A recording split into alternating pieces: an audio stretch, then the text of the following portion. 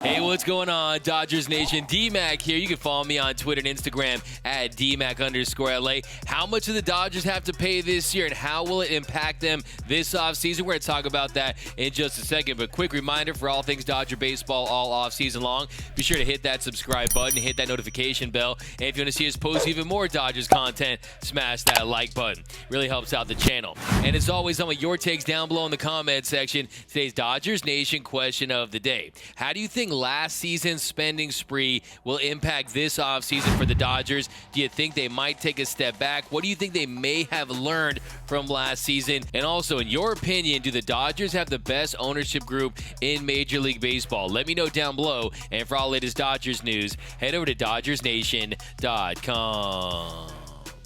So the Dodgers were big spenders again in 2021. The franchise was hit with a $32.65 million competitive balance tax bill, and it was the first time the franchise had exceeded the CBT threshold since 2017. The Dodgers paid the competitive balance tax for the first time in 4 seasons after going under in 2018, 2019, and 2020.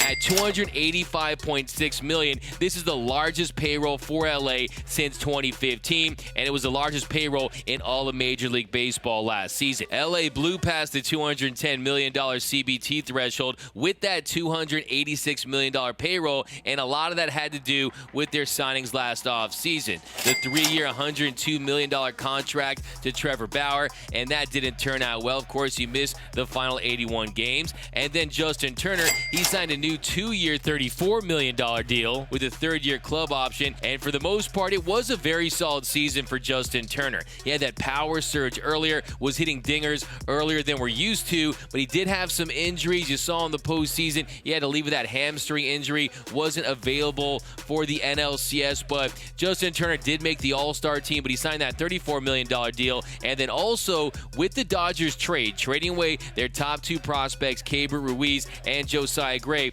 to the Washington Nationals in exchange for Max Scherzer and Trea Turner. Well, that added another $14 million to the payrolls. Now, the good news is that the Dodgers were penalized as a first-time offender due to resetting their CBT penalties by not going over in 2018, 2019, and 2020. The Dodgers were taxed at the lowest possible amount at each level. There's a 20% rate on the first $20 million over $210 million, 32% on the next $20 million, and then 62.5% on any amount that exceeds $250 million. So while they were able to keep those penalties to a minimum based on how high their payroll was last season, they still have to move back in the draft. Because they blew past the highest threshold last season, the Dodgers' first pick in the 22 MLB draft is moved back 10 spots. Now, the Dodgers over the past 9 seasons, they have been the best ownership group in baseball because they've been willing to spend. They paid out $182.4 million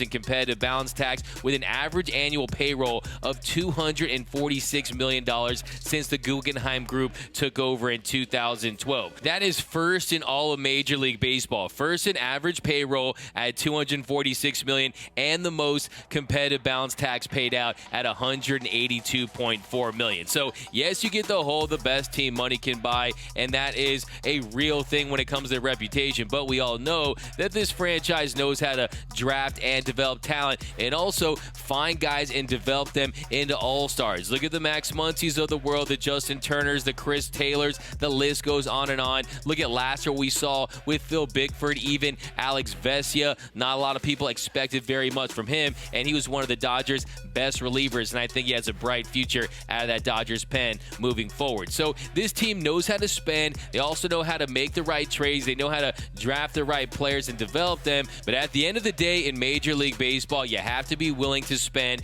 and you have to be willing to spend big. And unfortunately, last year, they took a big swing on Trea Turner and Max Scherzer at the deadline. It almost got him to the finish line. Unfortunately, Trea Turner didn't have his best postseason. He was fantastic in the regular season. And then Max Scherzer, he was dominant, a 1.98 ERA with the Dodgers in the regular season. They went 11-0 in his starts. They were actually 12-0 in his starts before he had his first loss with him on the mound. That was in the NLDS Game 3. So for the most part, that trade did almost almost get the Dodgers over the top. They did come up just short. They weren't able to get back to the World Series. And then when you talk about Trevor Bauer, it's a different circumstance because he was really great on the mound early. Then you had the sticky stuff crackdown. You saw a little dip in his effectiveness, but you know I bring my facts to the fight. So let's take a look at the numbers for Trevor Bauer from the start of the season up until MLB's crackdown on foreign substances in early June. So before the crackdown, he had a 2.24 ERA, a .83 whip. Opponents were hitting 149 off him. His K percentage was at 32.7%, walk percentage at 7.8%.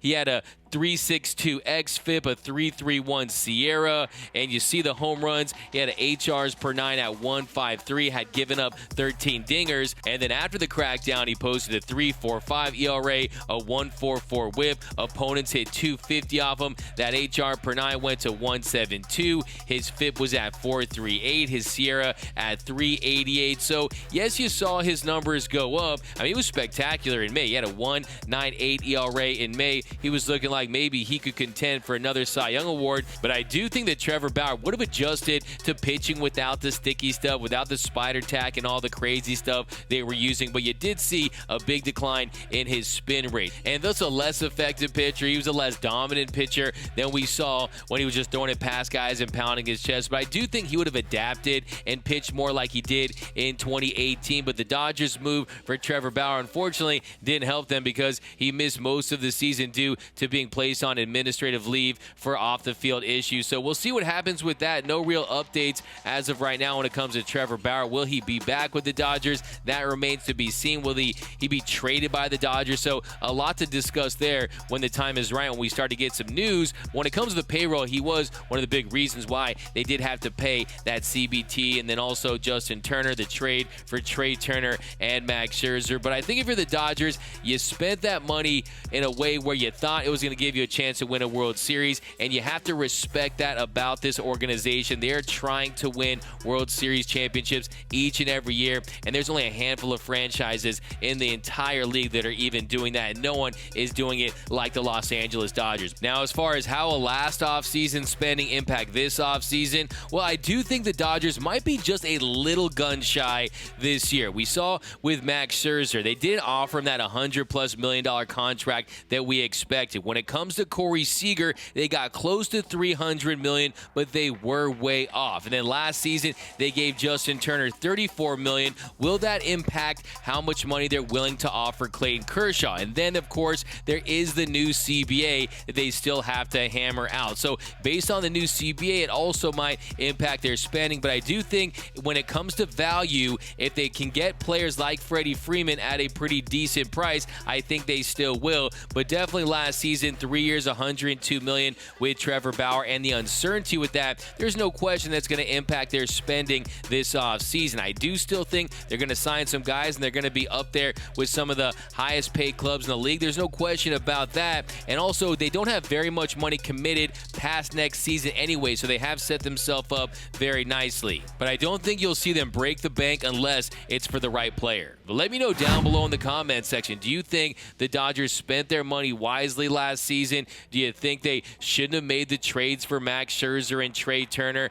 Let me know down below. Do you think they'll regret re-signing Justin Turner? How'd you feel about the money they spent last season? And what lessons do you think the Dodgers learned from last season when it came to how they spent their money? Let me know down below. My name is D-Mac. You can follow me on Twitter and Instagram at DMac_LA. For all things Dodger baseball all off-season long, be sure to hit that subscribe button, hit that notification bell, and if you want to see us post even more Dodgers content, smash that like button. For all latest Dodgers Nation merch, head over to gearup.la. Download the new Dodgers Nation app for my Android and iPhone users. And I hope everyone's having happy holidays out there. And until next time, think blue, bleed blue, and I'm out.